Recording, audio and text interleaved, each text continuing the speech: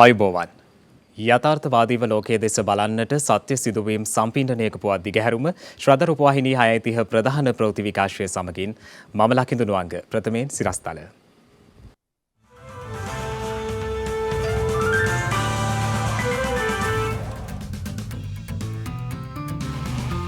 භාණ්ඩ 300කට වැඩි ප්‍රමාණයක ආනයනය තවදුරටත් සීමා කෙරේ.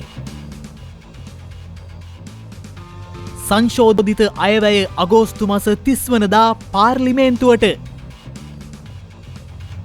රාජ්‍ය සේවකයන් අද සිට සාමාන්‍ය පරිදි සේවයට. ශ්‍රී ලංකාවේ ඇස්බෙස්ටෝස් භාවිතය පිළිබඳ පරීක්ෂණය එළි දකි. යුරෝපය වසර 500ක් ඇතුළත සිද වූ දරුණුතම නියඟය අභියස.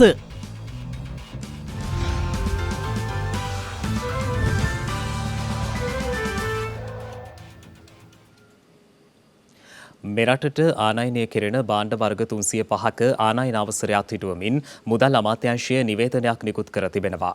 එලෙස ආනයනය අත්හිටු වූ භාණ්ඩ අතරට ආහාර සනීපාරක්ෂක ද්‍රව්‍ය ඇතුළු ද්‍රව්‍ය කිහිපයක්ම ඇතුළත්.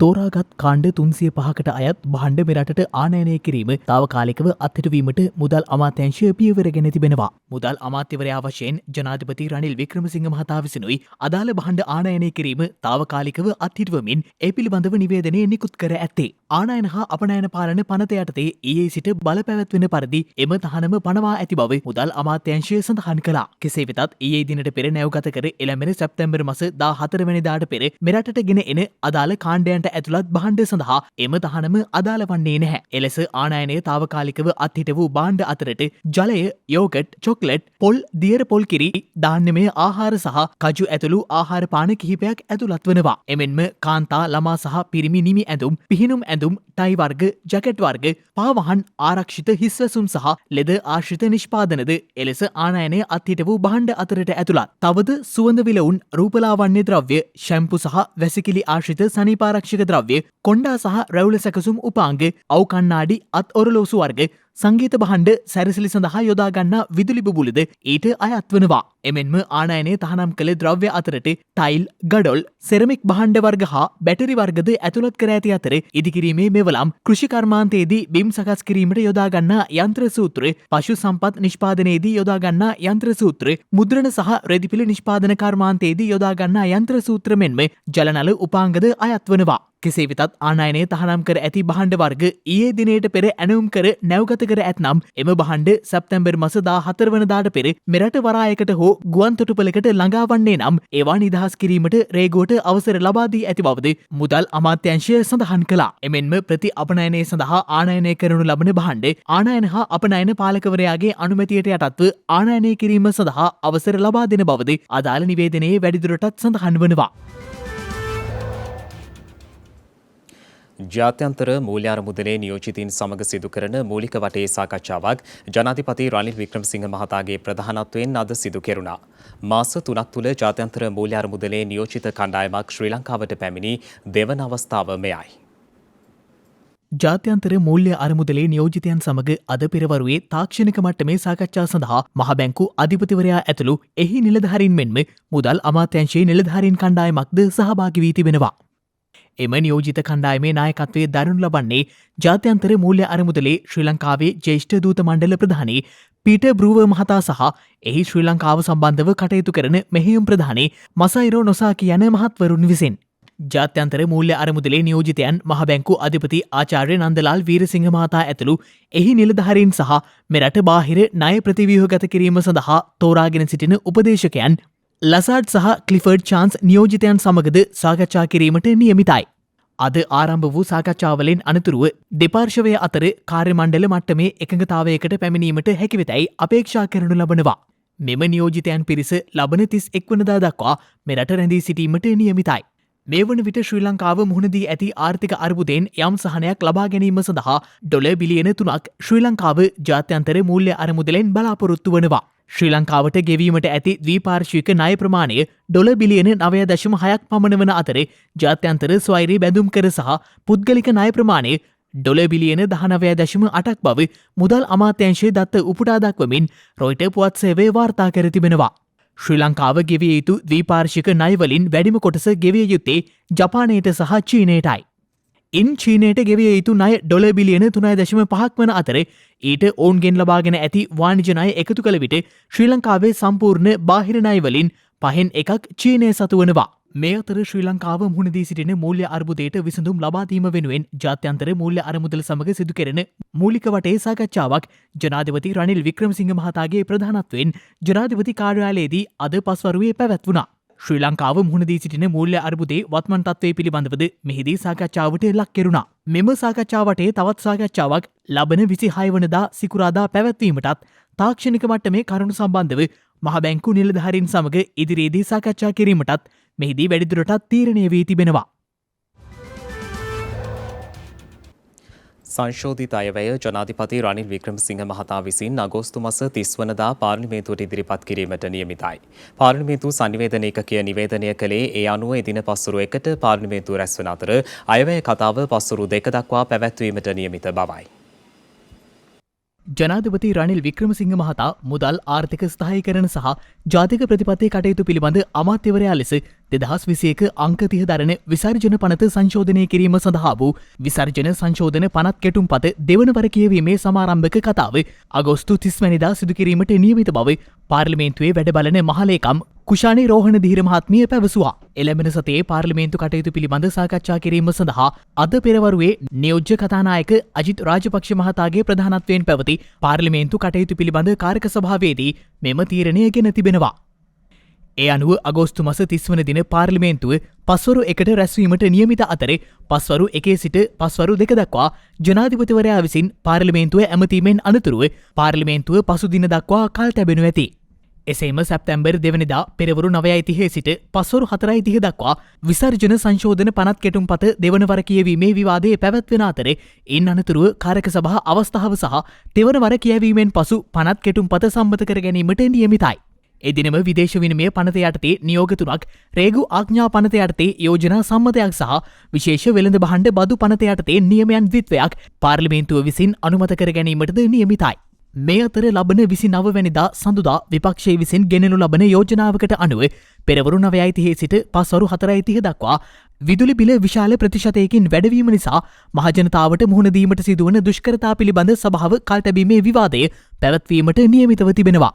එමෙන්ම මහ බැංකු අධිපති ආචාර්ය නන්දලාල් වීරසිංහ මහතාගේ ප්‍රධානත්වයෙන් වත්මන් ආර්ථික තත්ත්වය පිළිබඳ පක්ෂ විපක්ෂ මන්ත්‍රීවරයන් දැනුවත් කිරීමේ විශේෂ වැඩසටහනක් ලබන 30 වැනිදා පස්වරු 2 සිට පස්වරු 4 දක්වා පාර්ලිමේන්තුවේදී පැවැත්වෙන බවද සභානායක අමාත්‍ය සුසිල් ප්‍රේම්ජයන්ත් මහතා එහිදී කාරක සභාව වෙත දන්වා තිබෙනවා. එමෙන්ම පක්ෂ විපක්ෂ සියලු මන්ත්‍රීවරුන්ගේ සහභාගීත්වය මේ සඳහා අපේක්ෂා කරන බවයි අමාත්‍යවරයා සඳහන් කළේ. ඩීසල් මෙට්‍රික් ටොන් 30,000ක් රැගත් නෞකාවක් අද දිවයිනට ළඟාවීමට නියමිතව තිබෙනවා. විදුලි බල හා බලශක්ති අමාත්‍ය කංචන විජේසේකර මහතා ට්විටර් පණිවුඩයක් නිකුත් කරමින් සඳහන් කළේ සුපර් ඩීසල් මෙට්‍රික් ටොන් 30,000ක් රැගත් නෞකාවක් අද දිවයිනට ළඟාවීමට නියමිත බවයි. එමෙන්ම රුසියානු යුරල් බොර තෙල් මෙට්‍රික් ටොන් 1,20,000ක් රැගත් නෞකාවද ඊයේ රාත්‍රියේ දිවයිනට ළඟා වී තිබෙනවා. එබැන්ම ඔටෝ ඩීසල් රැගත් නෞකාවක් එළඹෙන 25 වනදා හෝ 26 වනදා දිවයිනට ළඟාවීමට නියමිත බවද අමාත්‍යවරයා නිකුත් කළ ට්විටර් පණිවුඩයේ සඳහන්. ඔක්ටේන් 92 වර්ගයේ පෙට්‍රල් නෞකාවක් එළඹෙන 27 වනදාත් 29 වනදාත් අතර කාලයේදී දිවයිනට ළඟාවීමට නියමිතයි. එමෙන්ම භූමි තෙල් සහ ගුවන් යානා ඉන්ධන බෙදා හැරීම් කටයුතු පෙරේදා දිනේ සිට ආරම්භ කර ඇති බවද විශේෂ අමාත්‍යවරයා නිකුත් කළ ට්විටර් පණිවුඩයේ වැඩිදුරටත් සඳහන් වනවා. මේ අතර ජාතික ඉන්ධන බලපත්‍රයේ හඳුන්වා දීමත් සමග ගත වූ සති 3ක කාලය තුළ ඉන්ධන භාවිත කිරීමේ කැපී පෙනෙන අඩුවීමක් දක්නට ලැබී තිබෙනවා. විදුලි බල හා බලශක්ති අමාත්‍ය කංචන විජේසේකර මහතා සේ ට්විටර් ගිණුමෙන් ඉදිරිපත් කළ දත්තවල දැක්වෙන්නේ අගෝස්තු මාස පළමු සති 3 තුලදී පෙට්‍රල් ලීටර භාවිතය පිළිවෙලින් ලීටර මිලියන 23.5 සිට ලීටර මිලියන 22.1ක් සහ ලීටර මිලියන 21.0ක් ලෙස පහත වැටී ඇති බවයි. එමෙන්ම දෛනිකව භාවිත කෙරෙන සාමාන්‍ය පෙට්‍රල් ලීටර ප්‍රමාණයද එම සති 3ේදී පිළිවෙලින් ලීටර මිලියන 3.3 සිට ලීටර මිලියන 3.1ක් සහ ලීටර මිලියන 3.0ක් ලෙස පහත බැස තිබෙනවා. ඩීසල් පිළිබඳව තත්ත්වය සලකා බැලීමේදී අගෝස්තු මාස පළමු සතියට වඩා දෙවැනි සතියේදී භාවිත කිරීම ඉහළ ගියත් තෙවැනි සතියේදී යළිත් එය පහළ ගොස් තිබෙනවා. මේ අනුව පළමු සතිය තුළ ඩීසල් ලීටර භාවිතය පිළිවෙලින් ලීටර මිලියන 13.0ක් සහ ලීටර මිලියන 14.0ක් හා ලීටර මිලියන 12.7ක් වන අතර දෛනික භාවිතයේ සාමාන්‍ය ලීටර මිලියන 1.8ක් ලීටර මිලියන 2ක් සහ ලීටර මිලියන 1.8ක් ලෙසයි දැක්වෙන්නේ. පාර්ලිමේන්තුවේ ඇති බලවත්ම කාරක සභාව රජයේ මුදල් පිළිබඳ කාරක සභාව බව එහි නව සභාපති පාර්ලිමේන්තු මන්ත්‍රී ආචාර්ය හර්ෂද සිල්වා මහතා පවසනවා. රටේ මහජනතාවගේ බදු මුදල් වියදම් වන ආකාරය පිළිබඳව ඔවුන්ට දැනුවත් භාවයක් ලබා දීම තම මූලික බලාපොරොත්තුව වන බවයි සභාපතිවරයා වැඩිදුරටත් සඳහන් කළේ. දැන් මම අපේ ගරු මන්ත්‍රීතුමන්ලාටත් පාර්ලිමේන්තු කාර්ය මණ්ඩලයටත් භාණ්ඩාගාරය සහ මහ බැංකුවේ නියෝජිතයන්ටත් ඉතාමත්ම පැහැදිලි කරලා කිව්වේ අපිට මෙච්චර කල් කරපු විදියට මේ කාර්ක සභාව ඉස්සරහට කරගෙන යන්න බෑ. මේ මුදල් මේ කාර්ක සභාවේ තියෙන වැදගත්කම තමයි මේ තමයි පාර්ලිමේන්තුවේ තියෙන බලවත්ම කාර්ක සභාව. ඇයි මම එහෙම කියන්නේ? කිසිම මුදල් පනතක් හෝ මුදල් සම්බන්ධ පනතක් හෝ පනතකට ගේන සංශෝධනයක් හෝ රෙගුලාසියක් හෝ නියමයක් පාර්ලිමේන්තුවේ දෙවනි වර කියවීම සඳහා විවාදයට ගන්න කලින් මේ කමිටුවේ අනුමැතිය අවශ්‍ය වෙනවා. හරි. එතකොට අපිට පුළුවන් වෙන්න ඕනේ මේ කමිටුවේදී විශ්ලේෂණාත්මකව ඒ යෝජනාව සම්බන්ධයෙන් සාකච්ඡාවක් කරලා හරාත්මකව ඊට පස්සේ අනුමත කරනවා නම් අනුමත කරලා අනුමත කරන්නේ නැත්නම් එය යම්කිසි විදියකට කල් දාලා යම්කිසි වෙනස්කම් කරන්න පුළුවන්ද කියලා ඔවුන්ගෙන් ඉල්ලීමක් කරලා වැදගත් විදියට ධනාත්මක විදියට සියලු දෙනාටම එකඟ වෙන්න පුළුවන් විදියට ඒ සාකච්ඡාව ඉස්සරහට අරගෙන යන්න. මම බලාපොරොත්තු වෙනවා රටේ මහජනතාවට ඇත්ත වශයෙන්ම කොහොමද ඔවුන්ගේ බදු මුදල් කුමක් හෝ රජයක් පාවිච්චි කරන්න කියන එක පිළිබඳව ඔවුන්ට අවබෝධයක් ලබා දෙන්න. ඊළඟට අපි සාකච්ඡා කරා සමාජිකයන් සමග ස්වාධීන අයවැය කාර්යාලයක් අපි පාර්ලිමේන්තුවේ නිර්මාණය කරන්න 8 වෙනි පාර්ලිමේන්තුවේ දැනටම අවශ්‍ය විධිවිධාන සකස් කරලා තියෙනවා. කුමන දේශපාලන පක්ෂයක හිටියත් කුමන අදහසක් දැරුවත් රජය කුමක් කිව්වත් මෙවැනි ස්වාධීන ආයතනයක් පාර්ලිමේන්තුව හරහා හැකියාවක් තියෙනවා නම් මන්ත්‍රීවරු 225 දෙනාට මෙන්න මේක තමයි මෙන්න මේ යෝජනාවෙන් වෙන්න යන දේ මෙන්න මේ දේ තමයි මෙන්න මේ අනිත් යෝජනාවෙන් වෙන්න යන දේ කියන එක විශ්ලේෂණාත්මකව ඉදිරිපත් කරන්න හරවත් සංවාදයක් පවත්වාගෙන යන්නත් පුළුවන්. එළැඹෙන වසරේ පෙබරවාරි මාසය වන විට සහල් ආනයනය නතර කර මෙරටට අවශ්‍ය සහල් මෙරටදීම නිෂ්පාදනය කරන බව කෘෂිකර්ම අමාත්‍ය මහින්ද අමරවීර මහතා පවසනවා. මේ අතර වියාලුවේ මණ්ඩලයේ සභාපති නීල් දල්විස් මහතා සඳහන් කළේ මෙම කන්නේ වියස් වැන්න වියාලුවේ මණ්ඩලයට ලබා දී සහතික මිලක් ලබා ගන්නා ලෙසයි. පෙබරවාරි මාසෙ වෙනකොට ලබන අවුරුද්දේ මහා කන්නේ අස්වැන්න එන්න පටන් ගන්නවා. එතනින් පස්සේ අපේ අදහස මේ රටට හාල් ගෙනීම සම්පූර්ණ නතර කරලා අපිට අවශ්‍ය සහල් මේ රට තුළම නිෂ්පාදනය කිරීමේ වැඩපිළිවෙල දියත් කරා. දැන් යලකන්නේ අපි පොහොර ලබා දුන්නා යූරියා. ඒක දැන් අවසන් වෙලා තියෙනවා. ඒ වගේම මහා කන්නයට යූරියා ලබා දීමේ කටයුතු දැන්ටමත් ආරම්භ කරලා තිබෙනවා. යාපනයට අපි මෙට්‍රික් ටොන් 200ක් යවල ඒක පටන් ගත්තේ. ඒ ප්‍රදේශවල කලින් පටන් ගන්නෙ. අපි මේ වන විට ටෙන්ඩර් කටයුතු කරගෙන යනවා අනිත් ප්‍රදේශවලට පොහොර ලබා දෙන්න අපි කටයුතු කරනවා. ඒ වගේම කාබනික පොහොර අපි අමතක කරන්නේ නැහැ. 70යි 30යි සංකල්පයට තමයි අපි යන්නේ. 70ක් රසායනික පොහොර 30ක් කාබනික පොහොර. කෘෂිකර්ම අමාත්‍යාංශය මැදිහත් වෙලා පොහොර ලබා දීම සාමාන්‍යයෙන් සිද්ධ වෙන්නේ වී වගාවට පමණයි. නමුත් මේ වතාවේ අපි තීන්දුවක් ගත්තා බඩ ඉරිඟු වගාවටත් මේ පොහොර ලබා දෙන්න කටයුතු කරනවා කියලා. ඒ අනුව දැන්ටමත් අපි ඒකට අවශ්‍ය පොහොර ආනයනය කරලා තියෙනවා. ඊට අතිරේකව තේ වගා කරන අයටත් පොහොර සහන ආධාරය ලබා දීම සඳහා පොහොර ලබා දීම සඳහා අපි පැවිලි කර්මාන්ත අමාත්‍යාංශයට මෙට්‍රික් ටොන් 15000ක පොහොර ලබා දීලා තියෙනවා. ගොවි ජනතාවගේ අවශ්‍යතාවය අපි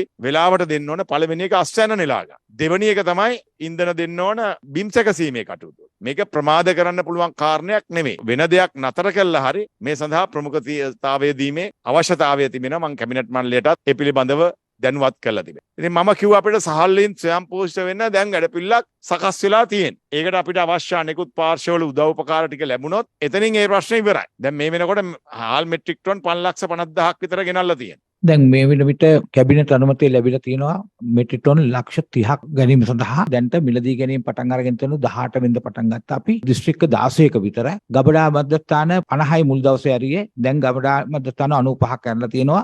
මිලදී ගැනීමේදී ඔබ දන්නවා නාඩු කිලෝවක් රුපියල් 120කටත් සම්බ කිලෝවක් රුපියල් 125කට සහ කීර සම්බ කිලෝවක් රුපියල් 130 ගානේ අපි ගන්නෙ 30 ලක්ෂයක් කිලෝ අපි ඊයේ වෙනකොට අරන් තිබුණා.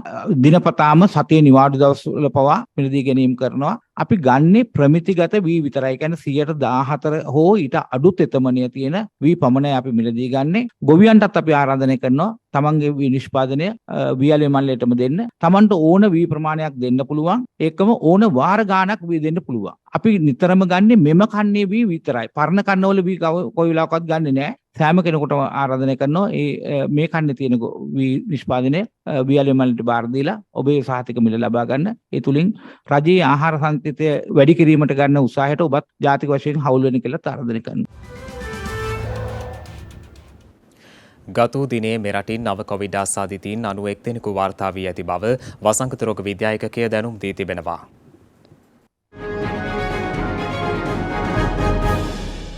ගත වූ දිනේ මෙරටින් නව කොවිඩ් ආසාදිතයන් 91ක් වාර්තා වී ඇති බව වසංගත රෝග විද්‍යා ඒකකය දැනුම් දී තිබෙනවා. ඒ මෙරටින් වාර්තා වන සමස්ත කොවිඩ් ආසාදිතයන් සංඛ්‍යාව 6,69,362ක් දක්වා ඉහළ නංවමින් මේ අතර ගත වූ දිනේ මෙරටින් කොවිඩ් ආසාදිත මරණ 4ක් වාර්තා වී ඇති බව සෞඛ්‍ය සේවා අධ්‍යක්ෂ ජෙනරාල්වරයා විසින් දැනුම් දී තිබෙනවා. ඒ අනුව මේ වන විට මෙරටින් වාර්තා වන සමස්ත කොවිඩ් ආසාදිත මරණ සංඛ්‍යාව 16,664ක් ලෙසයි දැක්වෙන්නේ. මේ අතර මේ වන විට වෛරසය ආසාදිතව රෝහල්වල ප්‍රතිකාර ලබන පුද්ගලයන් සංඛ්‍යාව 1537ක් වන අතර වෛරසය ආසාදිතව සිට සුවය ලැබූ සමස්ත පුද්ගලයන් සංඛ්‍යාව දැක්වෙන්නේ 6,51,161ක් ලෙසයි.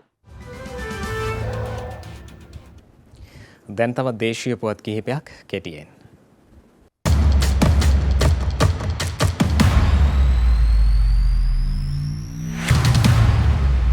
සියලු රාජ්‍ය සේවකයන් අද සිට සාමාන්‍ය පරිදි සේවයට කැඳවමින් චක්‍රලේඛයක් නිකුත් කර තිබෙනවා. ඒ භාණ්ඩාගාර ලේකම් මහින්ද සිරිවර්ධන මහතාගේ අත්සනින් යුතුවයි. ඒ අනුව අද සිට රාජ්‍ය සංස්ථා ව්‍යවස්ථාපිත මණ්ඩලය රජයේ වතු සමාගම් ඇතුළු රාජ්‍ය ආයතනවල වැඩ කටයුතු සාමාන්‍ය පරිදි සිදු කෙරුණා.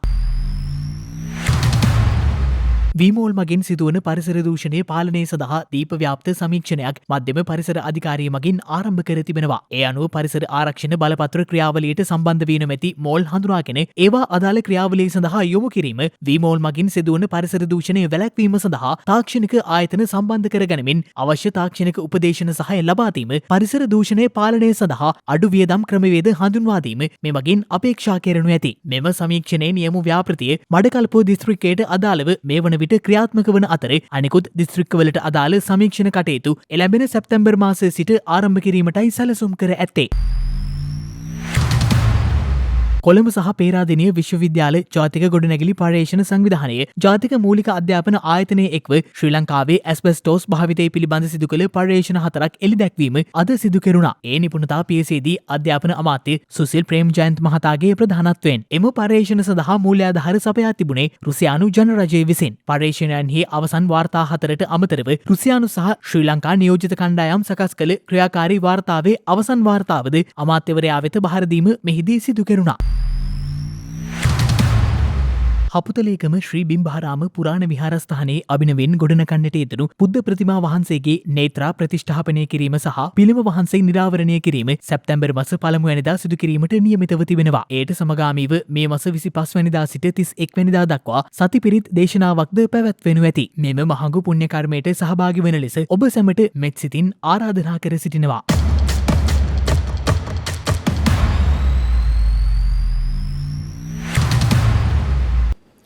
දිනක සටහන් නිමවන්නට මත්තෙන් හෙට දවසේ වැදගත්කම ගැනයි මේ අවධානය.